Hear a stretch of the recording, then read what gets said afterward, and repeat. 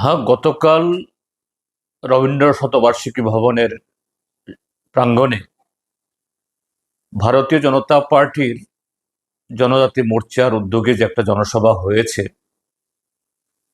সেই সভাতে যে মন্ত্রী বিকাশ দেববর্মার একটা বক্তব্য ইতিমধ্যে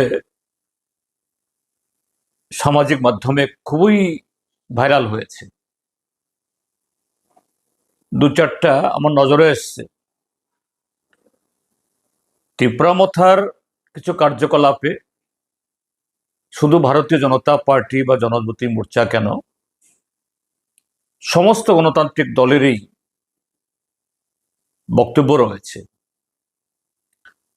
বা তাদের কার্যকলাপ সম্পর্কে, সেখানে তাদেরকে কিভাবে গণতান্ত্রিক পথে সংযত করা যায়, মোকাবেলা করা যায়, এ সম্পর্কে যার যার মতো করে সবাই কথা বলছেন, বলবেন। কিন্তু মন্ত্রী বিকাশ দেববর্মা যে ভাষায় কথা বলেছেন, এটা তো একটা ভদ্রলোকের, এবং সেই ভদ্রলোক সংবিধানের নামে শপথ গ্রহণ করে তিনি একটা মন্ত্রী পদেও আসীন আছেন। এটা একজন ভদ্রলোক এবং একজন মন্ত্রীর ভাষা হতে পারে না, একটা একটা গুন্ডাদের ভাষা। এবং আরো দুর্ভাগ্যের যে রাজ্যের যে মাননীয় মুখ্যমন্ত্রী একই মঞ্চে তিনি আছেন, সে মঞ্চে আবার বিজেপি দলের সভাপতিও, আবার আমাদের দেশের সাংসদও। এবং এই দুজন ছাড়াও দেখা গেছে আরো দুজন মন্ত্রিসভার সদস্য সেখানে ছিলেন। মন্ত্রী সুশান্ত চৌধুরী, তারপর বোধহয় মন্ত্রী টিঙ্কু রায়কেও দেখা গেছে। সেই সময়তে মন্ত্রীগণ সেখানে ছিলেন কিনা আমি জানি না, কিন্তু মুখ্যমন্ত্রী সেখানে বিরাজমান। যে ভাষণ দিয়েছেন, ভাষণ তো মোটেই না। একটা মন্ত্রী বক্তব্যের মধ্যে সরকারের জনমুখী কর্মসূচি, যেহেতু জনজাতি মোর্চা, রাজ্যের ট্রাইবেলদের জন্য তাদের কি কর্মসূচি, তাদের শরিক দল তীব্রামথা, শরিক দলের কার্যকলাপ, গণতান্ত্রিক বা অগণতান্ত্রিক, তাদের বিভিন্ন ধরনের ইদানিংকালের যে সমস্ত ভূমিকা, এ সম্পর্কে সরকার তথা ভারতীয় জনতা পার্টি বা জনজাতি মোর্চার কি দৃষ্টিভঙ্গি, তার তো কোনো ব্যাখ্যা নেই। শুধু দেখে নেব,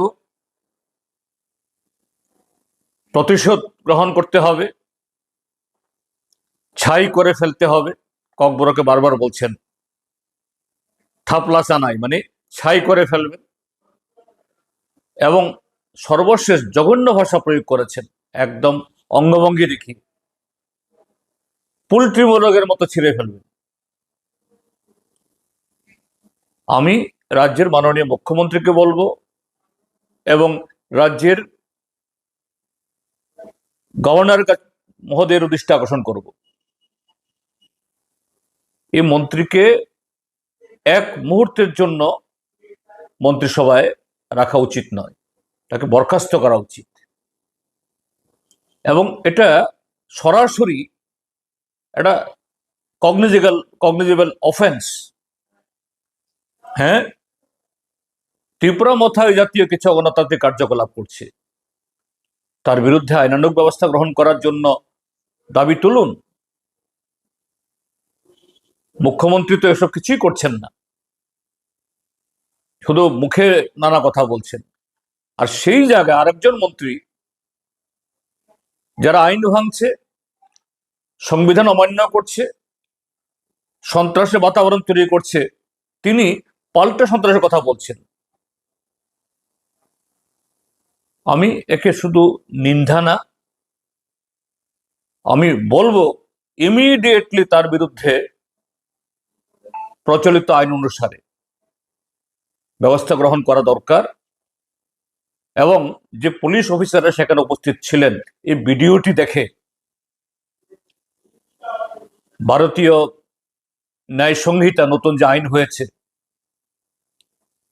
সেই ধারা অনুসরণ করে কোন ধারায় তাকে ভোগ করা যায়, তাকে যুক্ত করা যায়, এটা দেখে করা দরকার। নতুবা ত্রিপুরাজ্যের রাজনৈতিক পরিবেশ ইতিমধ্যে কলুষিত হয়েছে, এটা আরো কলুষিত হবে, আর যারা আইন ভঙ্গ করছে তারা আরো উৎসাহিত হবে। বড় সাক্ষী রাজ্যের স্বরাষ্ট্রমন্ত্রী তথা মুখ্যমন্ত্রী, তিনিও যদি পদক্ষেপ গ্রহণ না করেন, এটা তারও অপরাধ হবে, অন্যায় হবে, গর্জিত হবে। এ হলো আমার বক্তব্য। নিন্দা এবং তার বিরুদ্ধে ইমিডিয়েটলি ব্যবস্থা গ্রহণ করা।